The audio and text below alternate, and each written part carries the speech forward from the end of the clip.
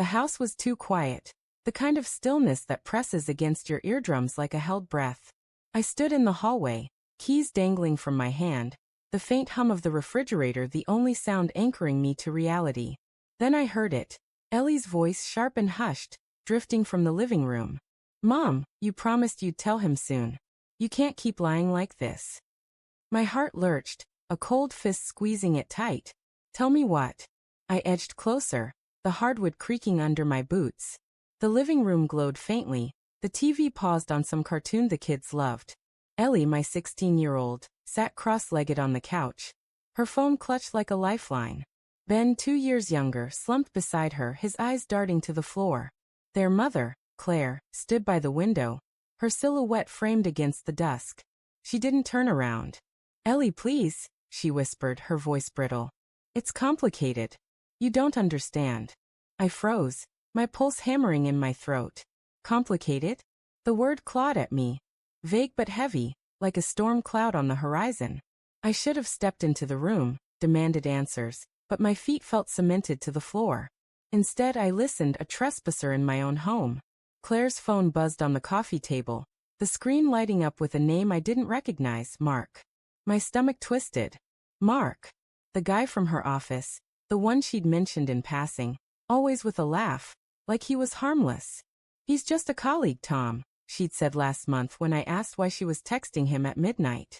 I'd believed her. Or maybe I'd wanted to. Ben's voice broke the silence, low and unsteady. "What if Dad finds out before you tell him?" "He's not stupid, Mom." My breath caught, sharp and jagged. "Finds out what?" The air felt thicker now, like it was pressing me down, forcing me to hear more. Claire turned, her face half-shadowed. "He won't. Not yet. Just keep this between us, okay? For me."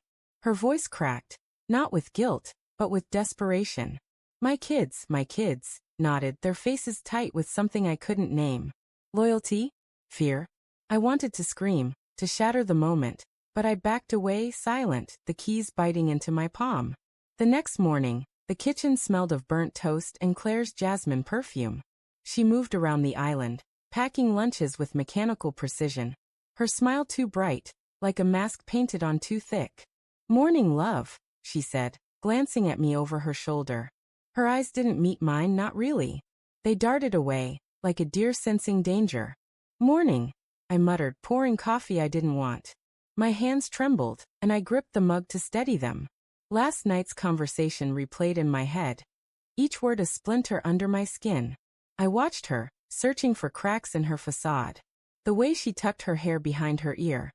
Had she always done that so nervously? The way she avoided my gaze. Was that new, or had I just never noticed? Ellie shuffled in, her backpack slung over one shoulder. "Dad, you're up early," she said, her voice too cheerful, like she was trying to fill the silence. Ben followed, quieter, his eyes fixed on his cereal. They knew. They were protecting her. My chest ached, a dull, spreading pain, like I'd been punched and didn't realize it until now.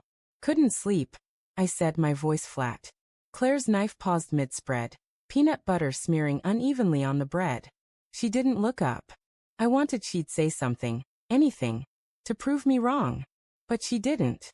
The silence grew, heavy with unspoken truths, and I felt like I was drowning in it. Days blurred into a haze of suspicion. I noticed things I'd ignored before. Claire's late nights at the office, her phone always face down, the way she'd laugh too quickly when I asked about her day.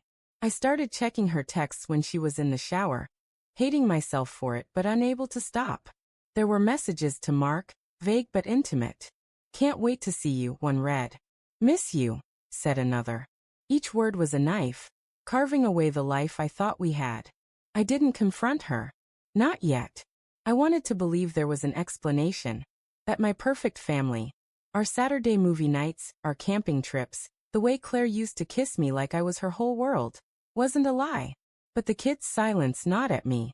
Ellie's forced smiles, Ben's averted eyes. They were complicit, and that hurt worse than Claire's betrayal. They'd chosen her over me. One night, I couldn't take it anymore. I waited until Claire was asleep, her breathing soft and even, and slipped into the garage. Her car smelled of her perfume, but there was something else, cologne, sharp and unfamiliar. I found a receipt on the passenger seat. Dinner for two at a restaurant we'd never been to. Dated last Friday, when she'd said she was working late. My hands shook as I stuffed it into my pocket, the paper crumpling like my resolve. The confrontation came on a Tuesday, rain drumming against the windows like a heartbeat. The kids were upstairs, their laughter faint but jarring, a reminder of what I was about to lose. Claire was in the kitchen, chopping vegetables, her movements deliberate, like she was trying to outrun something. I stood in the doorway, the receipt burning a hole in my pocket. "Claire," I said, my voice low, "who's Mark?" Her knife stopped, hovering over a carrot. Her shoulders stiffened, and for a moment, I thought she'd deny it. Then she turned, her face pale, her eyes wide with something like fear. "Tom, don't lie to me." My voice cracked, raw and unsteady. I heard the kids. I saw the texts. The receipt. "Just tell me the truth." She set the knife down, her hands trembling. "It's not what you think," she started, but the words sounded hollow, rehearsed. "Mark and I. It just happened. I didn't mean for it to go this far." Didn't mean for it to go how far? I stepped closer, my voice rising. "An affair, Claire? With my kids covering for you?" The betrayal cut deeper than I'd expected, not just hers but theirs. Ellie and Ben, my heart and soul, had kept her secret. Tears welled in her eyes, but they didn't move me. "I was lonely," she whispered. "You were always working, always distant." "Mark," he listened. I laughed, a bitter, broken sound. "So it's my fault? I gave you everything, 20 years, this house, our family, and you throw it away because you were lonely." She flinched, but I wasn't done. "And the kids? You dragged them into this? Made them lie to me?" My voice broke, and I hated how much it hurt. "They're my kids, Claire." "I'm sorry," she sobbed, reaching for me. I stepped back, her touch like poison now. I packed a bag that night, the house suffocating me. Ellie and Ben stood in the hallway, their faces pale, their eyes pleading. "Dad, don't go," Ellie said, her voice small. Ben just stared, guilt written in every line of his face. "You chose her," I said, my voice barely above a whisper. "You knew, and you lied to me." Their silence was answer enough. I walked past them, the weight of their betrayal heavier than Claire's. Outside, the rain soaked through my jacket, but I didn't care. I got in my car, the engine roaring to life, and drove into the night.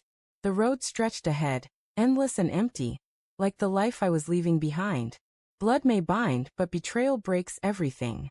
I wasn't sure where I was going, but I knew I couldn't stay. Not in a house built on lies. Not with a family that had already let me go.